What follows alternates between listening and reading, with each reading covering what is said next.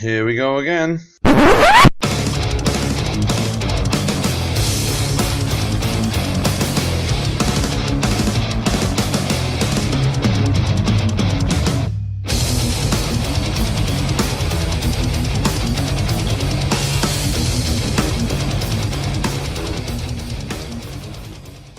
Get your trousers on.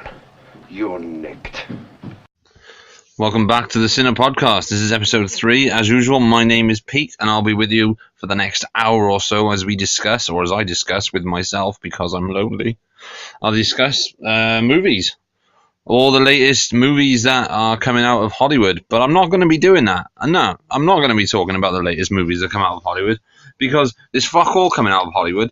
It's just superhero movies with fucking green monsters who they can't make a single movie for because they've already made 2 and they fucking flopped. So there's nothing good coming out of Hollywood except maybe, I don't know. No, there's nothing good coming out of Hollywood, so I'm not going to be talking about them. What I am going to be talking about is a film that did come out of Hollywood, but it came out of some sort of weird grindhouse appreciation. But I'll get into that soon. But yeah, as usual, my name's Pete. I am the host of the Cine-Podcast. Sorry about my little rant there about fucking the Incredible Hulk. Not actually fucking the Incredible Hulk. That would be quite painful, I can imagine. Today's episode is brought to you by the letter B and the numbers 7 and 0. The B stands for Brawl in Cell Block 99. And the numbers are for movies of the 70s. More specifically, manly movies, men movies. Movies for men. By that I mean films that like total badass movies for totally badass men. Like myself. But, as usual, as we do every week, we're going to start with a little bit of movie news coming out of Hollywood. This is actual movie news coming out of Hollywood, not shit superhero movies coming out of Hollywood. So, I am going to run the news jingle in 3, 2, 1, roll it.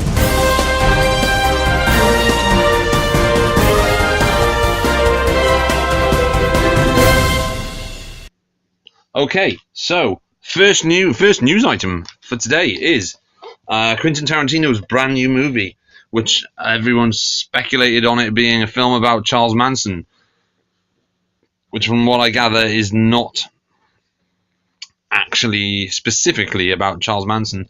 It's about the years 1969 to 1970. Now, a couple of years ago I read that Tarantino had been doing a lot of research on the year 1970, so that has clearly got something to do with this.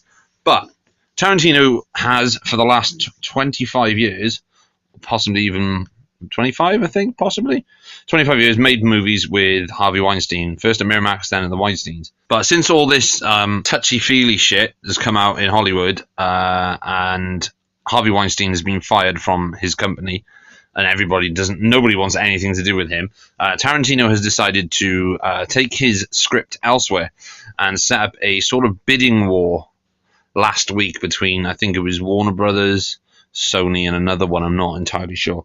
But this week it came out that Sony had actually won that bidding war, so Sony will be producing QT's Tarantino's brand new script, which he's asking for $100 million, which is fair enough. I mean, it's Tarantino. I think Django Unchained cost something like $100 million, but we don't know. But there we go. That's Quentin Tarantino's new film will be produced by Sony. Hopefully it'll be a bankable film for the studio, who are well known for kind of making shitty movies, especially their animated stuff. Their animated stuff is just utter trash. But yeah, so we will be seeing the new Tarantino movie not from the not from the studio of Weinstein and Weinstein, but from the studio of Sony and Sony, I guess. Joe Carnahan, director of Smoking Aces and The Grey and The A-Team, is going to be directing... and Narc. Narc is a fantastic film. That should be on my list. He's going to be directing a new film called Boss Level, which will be starring Frank Grillo. He's a fucking badass. If you haven't seen the film he released this year called The Wheelman, I highly recommend it. It's slightly better than Baby Driver. It stars Frank Grillo and Mel Gibson, and it's a sort of kind of Groundhog Day action thriller. But we'll see what that's like when it comes out. What I did when I found out about this, I read an article about it on Collider. And they said some really nasty things about Mel Gibson. Now, I know Mel Gibson's had his problems in the past. Everyone knows that. He was kind of exiled for a number of years, and now he's kind of making a comeback. He's keeping himself clean. He's not making any derogatory remarks towards women or anything, and people are still kind of hostile towards him. It's like someone said, in the article, it said that why do we need Mel Gibson? I mean, there are other stars who haven't said anything anti-Semitic, and so why do we need him? And my brain is just like, dude, he did his time. He's back. He's keeping himself clean, and he's not pissing anyone off. He's working. He's making everything at the moment. I mean, he should have been fucking not Father's Day. Daddy's Home 2. Daddy's Home 2. Who the fuck is Mel Gibson? He's fucking Mad Max and Martin Riggs, and he's starring in a fucking Will Ferrell movie. So leave the guy be. He's doing his job. Plus, Hacksaw Ridge was absolutely fantastic. So yeah, that's Mel Gibson. Mel Gibson will be starring with opposite Frank Grillo in Joe Carnahan's to-be-directed film action thriller Boss Level. And our final movie news of the day is this week, out of the blue, 20th Century Fox dropped a trailer for Deadpool 2. It was a trailer, and it also wasn't a trailer because you saw some new footage from the movie, but it was more kind of spoof trailer where Deadpool was actually Bob Ross from The Joy of Painting, which is quite amusing actually. But yeah, just go online, go on YouTube and just type in Deadpool 2 trailer, and if you see a thumbnail picture of Deadpool dressed as Bob Ross, then click on it and you can see some of the new footage. The new footage looks pretty cool. You don't see much of Cable, unfortunately. You just see him pulling out a gun. But yeah, I mean, it looks pretty cool. Fingers crossed that the movie's going to be awesome. So yeah, that's Deadpool 2 trailer dropped this week. So that is our movie news.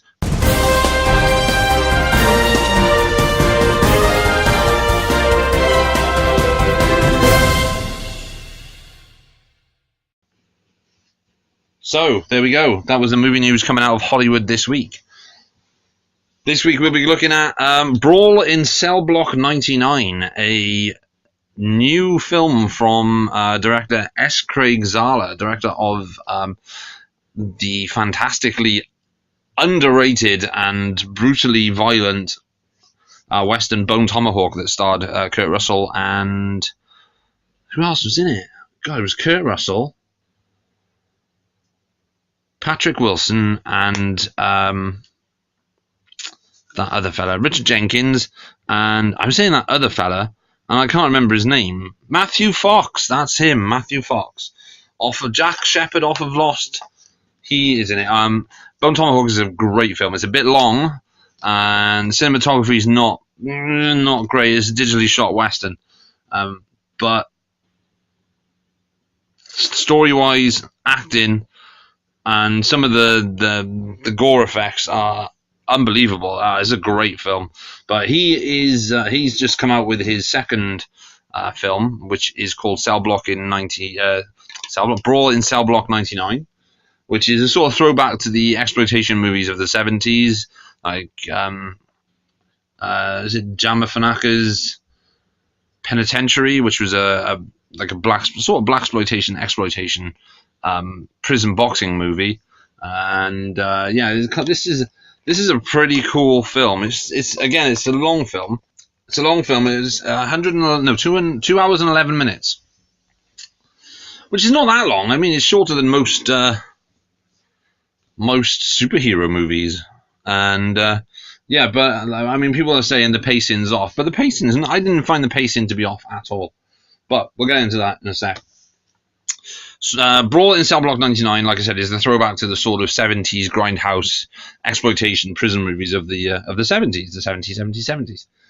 And while you watch that, you realize that it is sort of that kind of grindhousey movie, but it's a grindhouse movie that takes itself serious and feels more like it should have come out in 1977 or 1975, something like that. Whereas when you look at like Tarantino's Death Proof and Kill Bill and Inglourious Bastards and Django Unchained, which are all based on, well, not based, but they all subscribe to that grindhouse style. But they all seem to have this sort of cartoon feel to it. Like Kill Bill, especially, is a homage to the kung fu movies and the revenge movies of the 70s, but it looks like a Warner Brothers cartoon because it is this overblown sort of like cartoon world, and you're not supposed to take it serious. But Brawl in Cell Block 99, yeah, while it does have its cartoony elements to it, especially in some of the violent scenes, for the most part, it's a pretty realistic, deep-rooted in what's the word? Not deep-rooted, but it's a realistic film in how it sets up its characters. So, like, you have the main character. I mean, the first hour and 20, no, not hour and 20, but first hour is basically character. It's setting up who the main character is, why he's sent to prison, and what he needs to do in prison. But I won't get into it without spoiling it. By spoiling it, if I do, it'll spoil the movie. But the fact that he does take care, that Zala does take care in creating this world for his characters, instead of just jumping straight into the whole brutal violence of the film, is that it kind of puts that film on it kind of puts Cell Block 99 on a bit of a higher tier when it comes to the sort of exploitation revival. You know what I mean? So, like, let's look at this whole grindhouse revival thing. So, Tarantino and Robert Rodriguez, they do Death Proof and Planet Terror. They take the idea of the exploitation movies that were out in the 70s, and they kind of put not a comical, but a comic book spin on it for a newer generation, which is fair enough. I mean, it works in certain ways. I think Planet Terror is the stronger of the two films out of those two. Death Proof, while it has an absolutely incredible car chase, a 17-minute car chase at the end, the film itself is probably Tarantino's least interesting script. But again, if you're a fan of those films, then you'll understand what they were trying to do. Again, with films like Hobo with a Shotgun, Turbo Kid, and I'm trying to think what else there is. Just this whole type of exploitation genre that is being reinvigorated via Tarantino and Robert Rodriguez. And another one as well, which really doesn't work and which is really, really awful, is The Green Inferno, which is the Eli Roth homage also, or kind of remake of Cannibal Holocaust. But you've got all these like these fake grindhouse movies where they put this scratchy effect over it to make it look like it was from a drive-in in 1974. All these films, they subscribe to that kind of style, but they also, like I said, put it in like a comic book universe where it doesn't feel rooted in reality. Whereas Cell Block 99, Brawl in Cell Block 99, it does feel like that's happening. I mean, yes, there's like these gangsters in it and stuff like that, and Udo Kier's in it. So, but it gives you that sense that you are watching something that could be possibly happening in reality, especially when you think like how the American prison system works. I mean, there's loads of prison films where you see how corrupt the warden is, and I'm saying these are prison films. These are fictional films. They're not based on reality, with the exception of, I think it was Brubaker, the Robert Redford film, which was based on a true story. But they all have this sort of, like, all prison films have this sort of exploitation angle to them. Some other examples of prison films are, so like I've said Brubaker. There is The Experiment, I think. The Experiment, definitely Penitentiary and Penitentiary 2. When you're thinking about it, there's not a huge amount of prison films. I mean, there's Bad Boys from 1983, which is a Sean Penn film, which is more or less like a Young Offenders Institute thing. There's I want to say Animal Kingdom, but I don't think it is Animal Kingdom. Animal Kingdom is the Australian gangster film, or sort of crime film. It was one directed by Steve Buscemi, which was set in a prison, which was based on a book written by, I think it was Edward Bunker. And that was a pretty decent prison film, sorry. Animal Factory, that's the one, that's what it was called. Animal Factory. So these are, like I said, all these films, they have their basis in some sort of exploitation genre. But what Brawl in Cell Block 99 does, it takes you into that. It takes you from sort of like an art house crime thriller into a grindhouse action thriller, or a grindhouse prison fight movie. And I mean, it has this very cool edge to it. I'm going to set up the scenario, which is a man loses his job, starts running drugs for a gangster. That gangster makes a deal with a Colombian or Puerto Rican gangster or Mexican gangster, and the deal goes south, and the main character ends up getting 7 years in a maximum security, or gets 7 years in a correctional facility. He's then visited by a man claiming to have kidnapped his wife, and to save her, he must get himself transferred to maximum security prison, and basically kill another prisoner.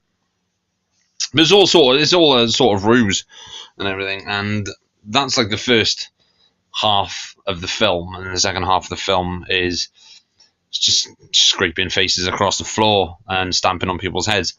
But what makes this film stand out is the fact that the main protagonist starts out as a sort of, he kind of has an anger issue, but he seems a bit more humble, and he knows the shit. He knows what's going on.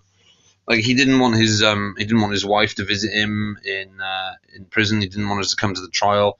He didn't want her to bring their unborn child with her to visit him, because he knows that she won't understand it. But what this film does give us is a look at a side of an actor that we haven't seen in a long time.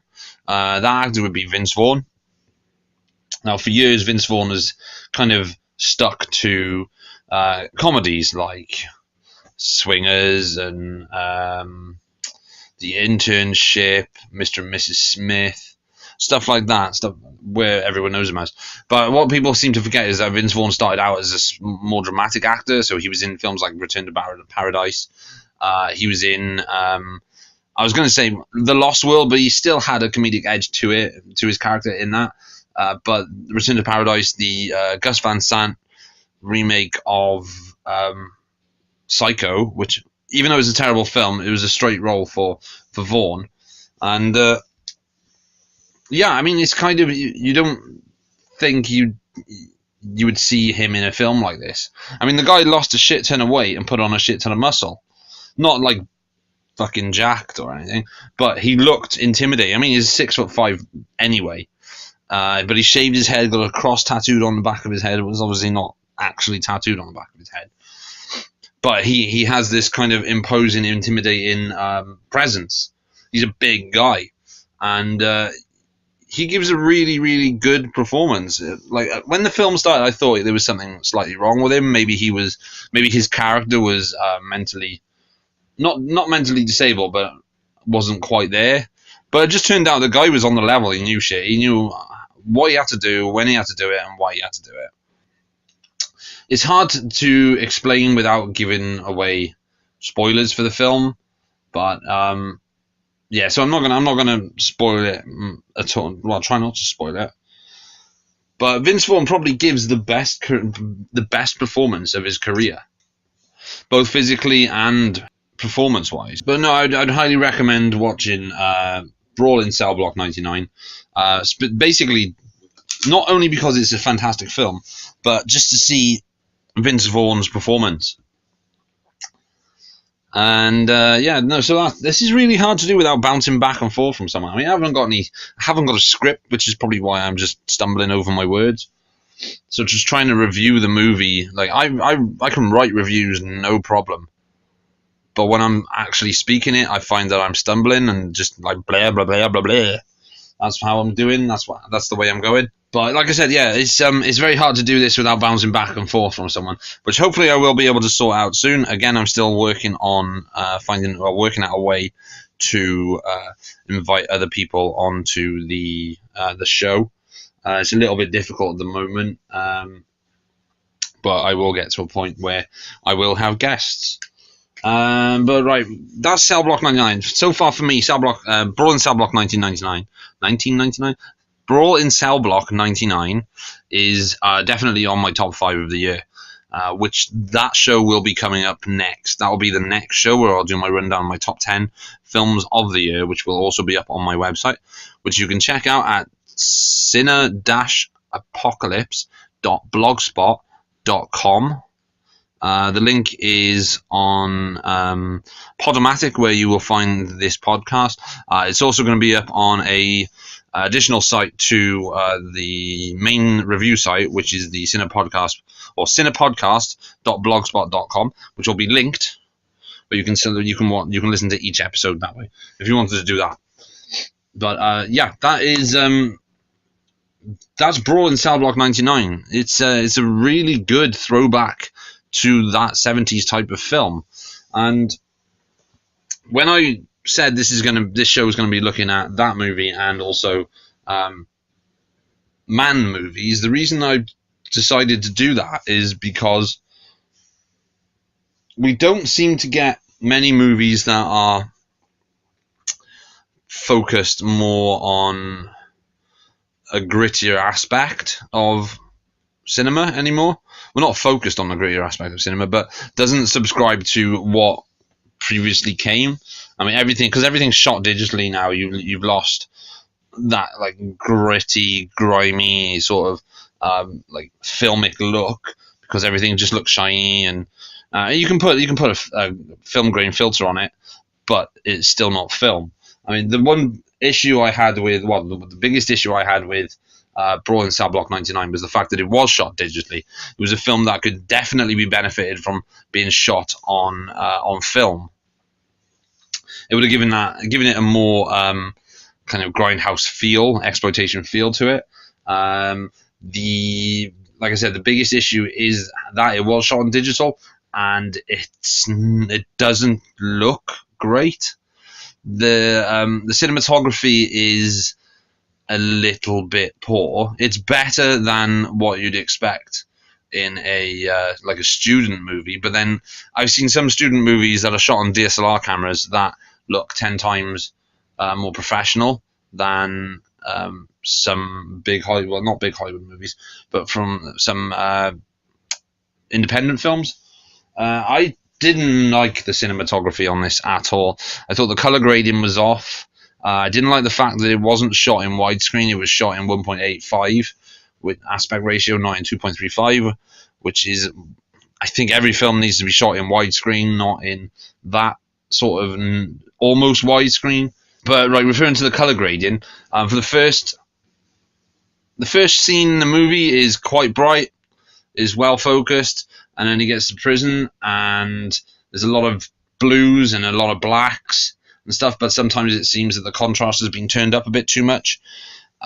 So you get a very, very deep blue and a very, very deep black, and it kind of takes away from your pleasure in watching. But then when he gets to the main prison, The cinematography, again, the lighting gets a lot better. It goes from being like quite light, dark, and then dark blue, and then orange, because obviously he's in where he is. It's quite dark and dank and everything. Plus, he wears an orange jumpsuit.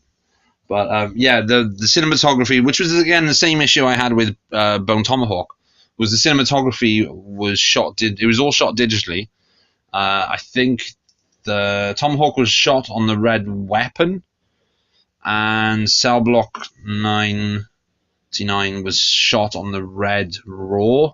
I'm not 100% on which one was which. It was definitely two of them. I've seen a lot of movies. I've seen a lot of short films, and I've seen a lot of feature films that are shot on the Red cameras. And a lot of the films that are shot on the Red cameras look a hell of a lot better than Brawl in Cell Block 99. It has good music. I think it's the OJs. They use the OJs, which is the soul band from the 60s, on the soundtrack. And the gore is unbelievable. All practical, 100% practical effects, no CGI whatsoever. Some of the gore effects, they are grim. They are fucking grim. But they're not, you don't, sort of, what's the word for it? The camera doesn't linger on them. Oh, well, yeah, it kind of does towards the end. But there's a scene where Bradley, the main character, is having a fight with a prison guard, and he snaps his arm. And that's quite grim. That is quite grim. And the fight scenes in Cell Block 99, they're clearly choreographed, but they're not done in a way that it makes it look overly choreographed. Like, even though I love the John Wick films, they are stylistically, they are over choreographed. I mean, you could something like The Raid, which yes is choreographed. I'm saying that word quite a lot. Yeah, it's all been choreographed beforehand, but The Raid makes it look slightly more realistic.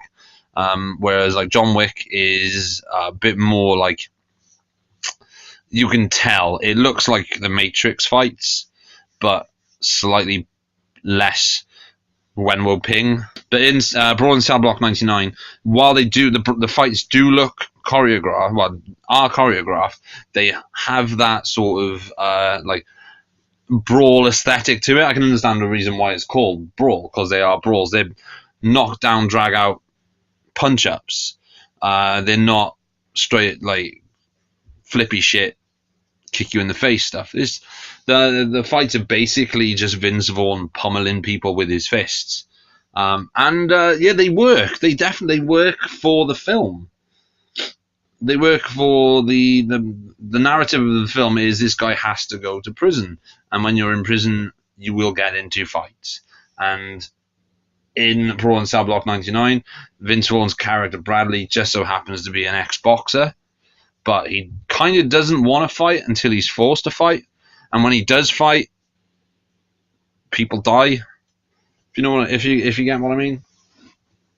But I wanted to talk about that film, and I wanted to talk about some of the films that came out in the 70s that you don't really see that type of film anymore. So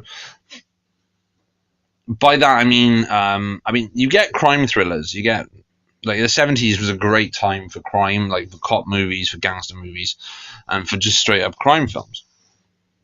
But nowadays you don't tend to get that.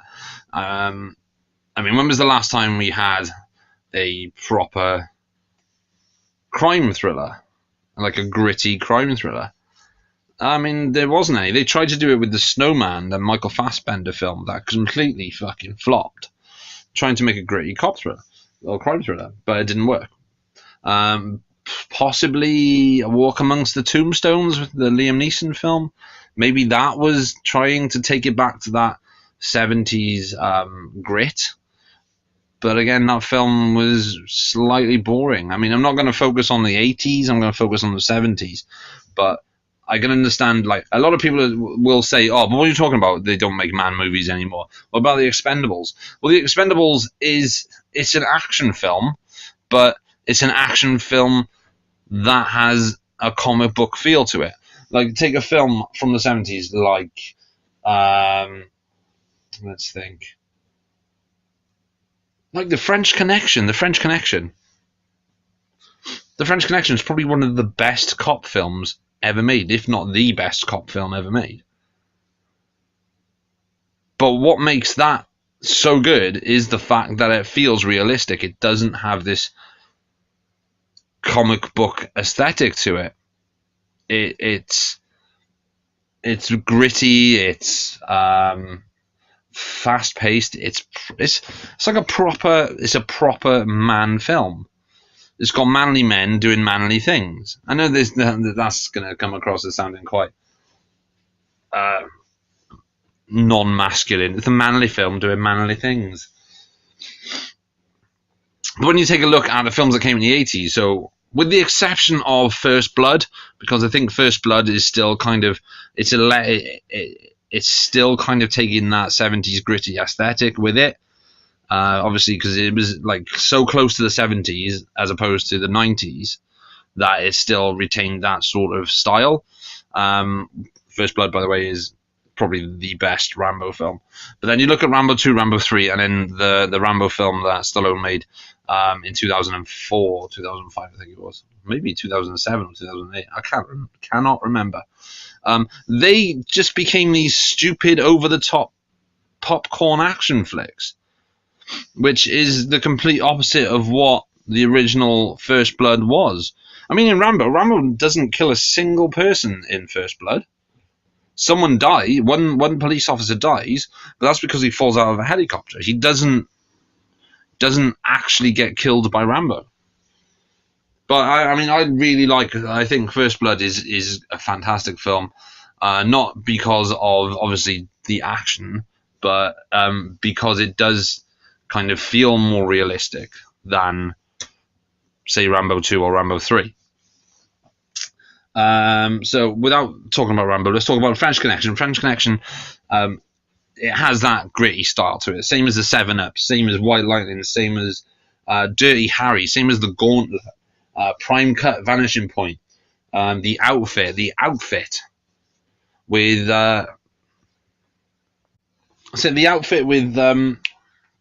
Robert Duvall.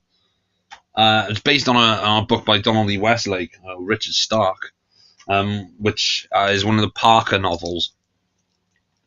I mean, if you're familiar with Parker, then you'll know that the John Boorman film, is it John Boorman? Yeah, I think it was John Boorman directed Point Blank in 1967 with Lee Marvin. That was based on a novel by Richard Stark or Donald E. Westlake, which was a part of a series of novels which followed a character called Parker. That was sort of remade by Brian Helgeland in 1999 as the film Payback with Mel Gibson, where he played a character called Porter, not Parker. There's also The Outfit. There was one where Jim Brown played a version of Parker. I think it was like The Big Score or something like that. I can't remember. I'm trying to think what else was there. Slayground with Peter Coyote and Mel Smith. That was based on a Parker novel. Parker with Jason Statham. That was based on Parker, on the Parker character. And but the outfit is a pretty gritty crime thriller. I do believe it's only available via either bootleg or Warner Brothers disc on demand service. So it's never had a legit release. Well, it hasn't a legit release from Warner Brothers, but it's never had a sell-through release. I managed to pick up a copy via a bootleg website for about £4, and then I ordered the remastered version via Warner's DoD service. But that is a great film. It's about an ex-con who comes out of prison and it takes on the mob and stuff. It's very cool. I have a poster for it on my wall. I have the DVD, and it's one I always go back to when referring to the gritty kind of 70s crime film. I mean, there's a lot of films from that era, from the 70s, that you could fit into this category. I mean, I've just named a few, but there's a few more, like Friends of Eddie Coyle, Across 110th Street, Get Carter, Foxy Brown, even, and the other one that Pam Grier made, not Foxy Brown, not Jackie Brown, that's the Tarantino film. I'm looking at it, it's Foxy Brown and Kofi and Foxy Brown. Even the blaxploitation movies like Truck Turner, Shaft, they all have these gritty sort of edge to them that Cell Block 99 kind of has as well, but Tarantino's movies don't. If you to compare the two, I know I shouldn't really be comparing the two, but as a director who has focused his entire style on that type of filmmaking, I mean, Reservoir Dogs, Pulp Fiction, Jackie Brown, those were sort of based on this kind of like gritty crime, 70s crime thriller type of film. Then like Kill Bill, Inglourious Basterds, Django Unchained, and Death Proof, they're more the cartoony, low-budget grindhouse flicks. Now, personally, if I was to make a film, I wrote a film. I wrote a screenplay for a crime thriller that was sort of based on the heroic bloodshed movies mixed with 70s crime thrillers.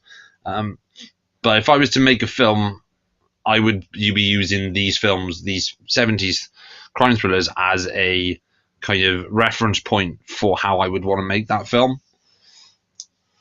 And there's a lot of films out there that I would highly recommend. Like the ones I've just listed, like White Lightning, Dirty Harry, The Gauntlet, Prime Cut, Vanishing Point, The Outfit, Point Blank, The Getaway, The Driver, Hard Times. I mean, The Getaway, the Driver, and Hard Times are all screenplays written by Walter Hill.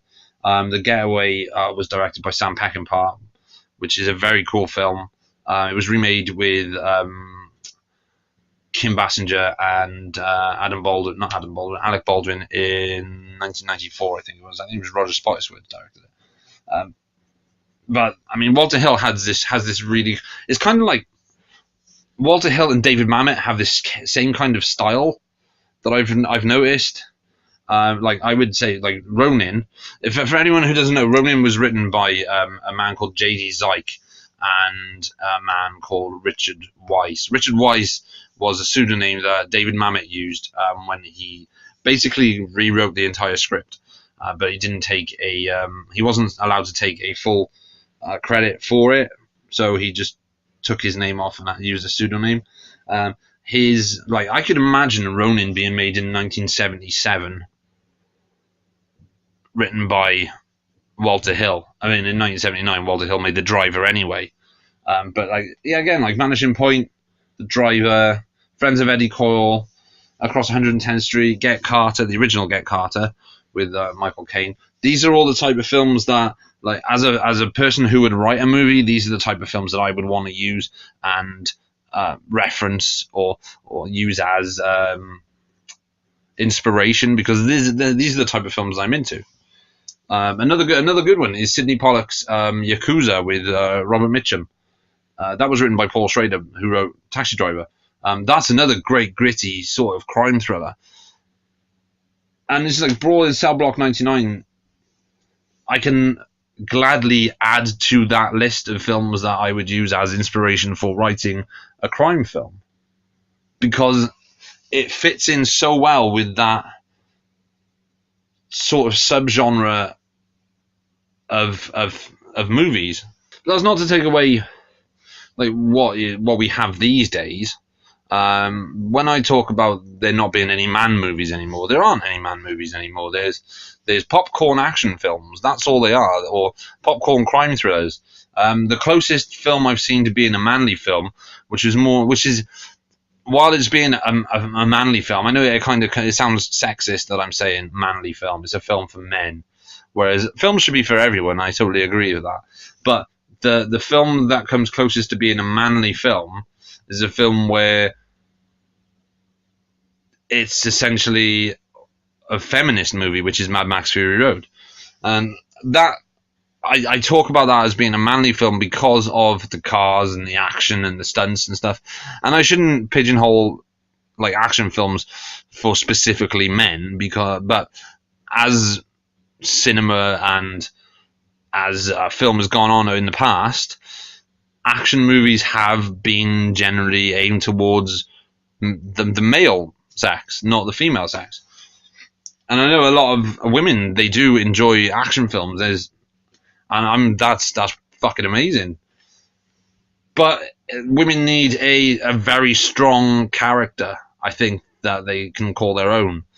Yes, I mean James Cameron gave us Linda Hamilton in Terminator, specifically Terminator 2, and Sigourney Weaver in Aliens. But have like female audiences, have they actually got a strong like female action hero character? I'd say yes, they do now, because George Miller did it with Mad Max Fury Road with Furiosa, which was Charlize Theron's character. But like, there isn't one that stands out. I mean, look at men. Men have like characters that they can identify with. So I say identify with. You can't really identify with Dirty Harry. He's a cop. I'm not a cop. I work in Tesco's. But you've got Dirty Harry. You've got Riggs and Murtaugh. You've got Rambo. You've got fucking John Matrix from Commando. You've got fucking... Who else is there? The Terminator. Even if the Terminator was a villain in the first film and he's a hero in the second film. We have all these male iconic movie characters, but females don't really do that. They don't have that. They have, like I said, they have three. We have hundreds. They have three strong female action movie characters, well, role models. And I think it's about time that action movies had more female protagonists. I'm all for that. And I know a lot of people will be like, no, but action movies are for men. Well, no, action movies should be for everyone. Crime thrillers should be for everyone. Why should like, if you have a cock, why should you stop someone who doesn't from watching fucking, I don't know, Bloodsport? What, it's for men? No, it's not. It's a film. It's for everyone. It's for everyone. That's just how I feel about it anyway. But I hope there's women who really enjoy Cell Block 99. I really enjoyed it. I'm not a woman, but then like that movie could be. I'm going completely against that movie. Seems to be aimed at more of a male audience than a female audience. Because most action movies, the female character is usually a damsel in distress, which is not good. It's not good for the female sex. But I'm not going to get onto gender politics in movies here. This is not what I'm here for. I'm here to talk about gritty action movies from the 70s and from the 70s and Brawl in Cell Block 99. Well, like I said earlier, it's really hard to do a show like this where I'm just talking by myself and I haven't got anyone to bounce off. It feels a little bit odd. I'm not going to lie, but hopefully that'll change soon. Like I said, next week will be my top 10 of the year because we will be at the start of December. So I'll be going through my top 10. I'm not going to go massively in depth into each film,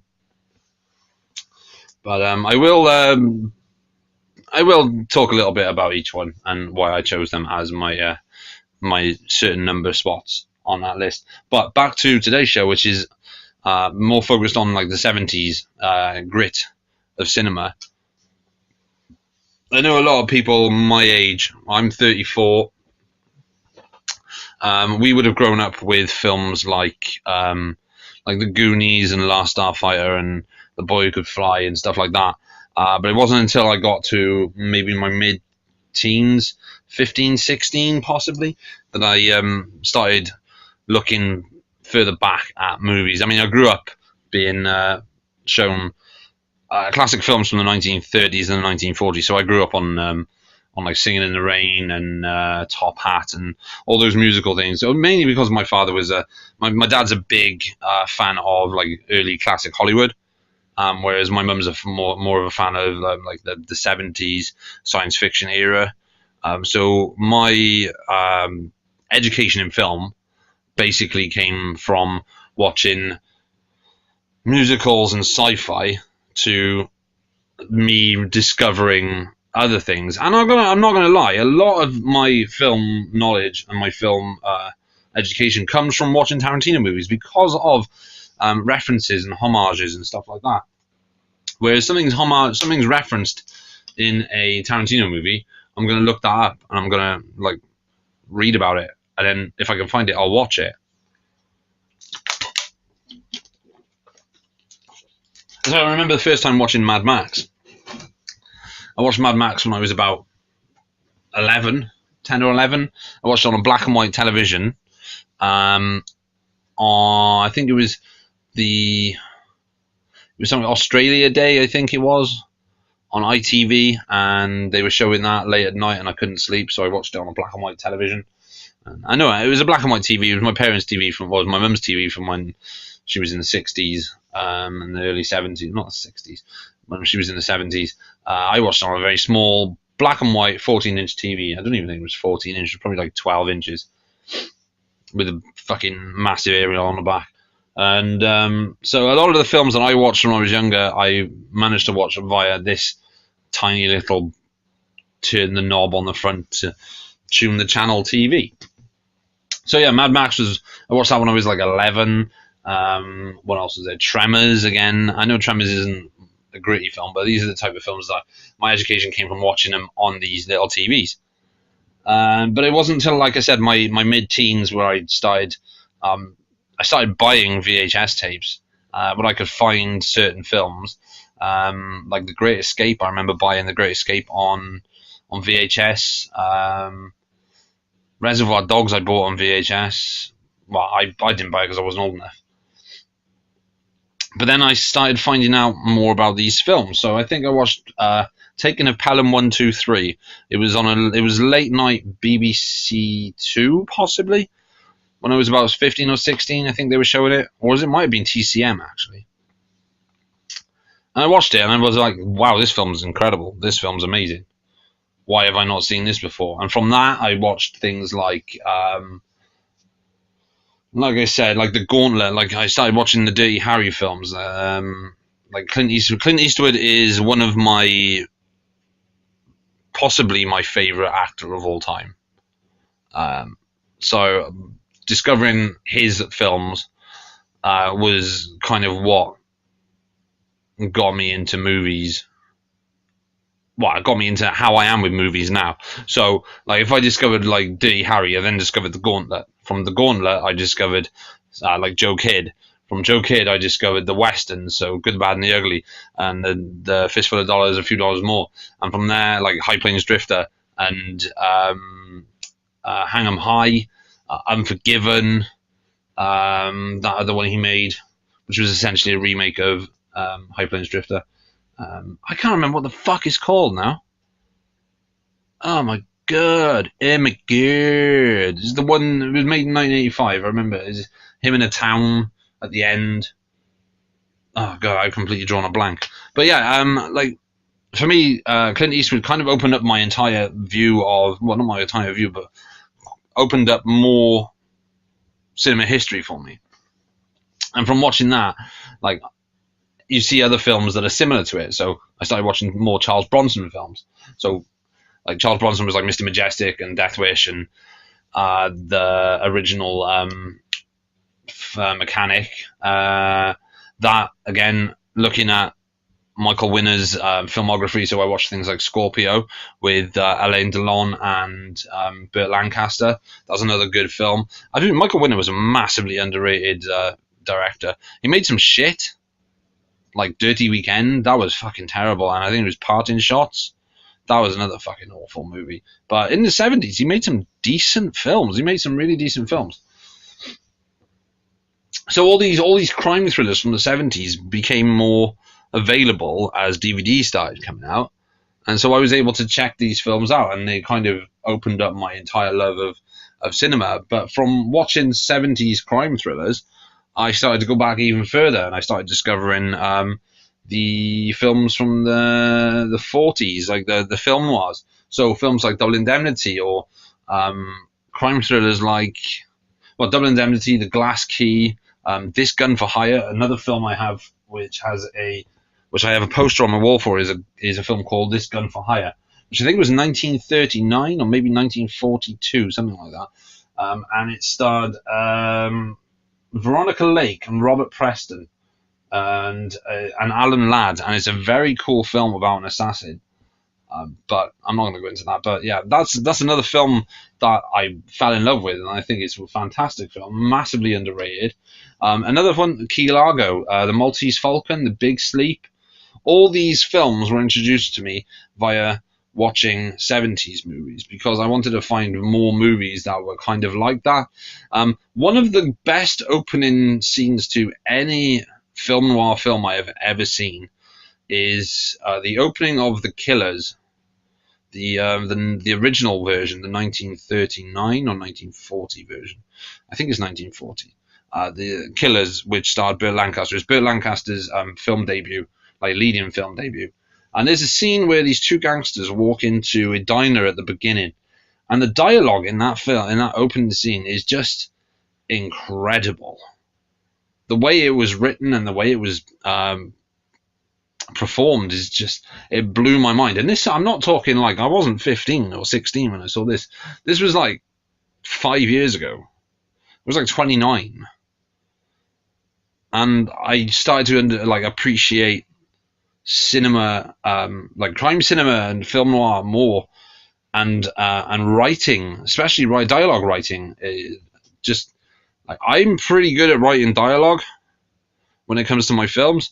I'm just not great at the plotting. Like, I'll come up with an idea, but I can't get that idea from initial idea to like a full 90-minute script or 90-page script. I mean, I've done it once, and that was a slog. But yeah, I can't do it since.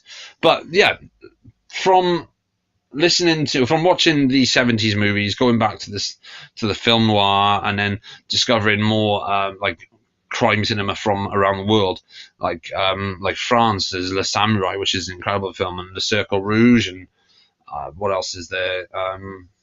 Like French crime cinema is pretty good. It's kind of it has this very European style to it, like static. Like Le Samurai could easily have been shot by Stanley Kubrick.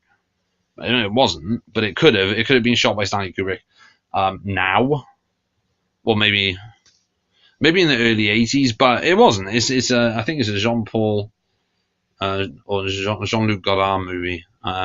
But The Samurai is a great film. It should never be on the list of it should never be number one greatest Hitman movie. Never. No. I think The Killer, which is a film about an assassin, should be. That's a John Woo movie.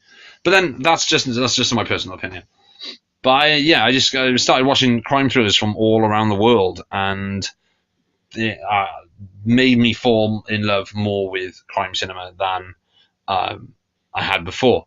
Don't get me wrong, I still love horror movies, still love sci-fi movies, I still love action movies, but there's something about crime thrillers that just excite me, if that makes sense. But who knows?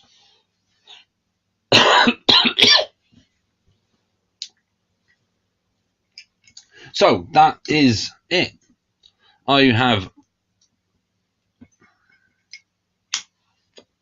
waffled on for 45 minutes about crime thrillers from the 70s, and I've gone in opposite directions. I've talked at length about nonsense.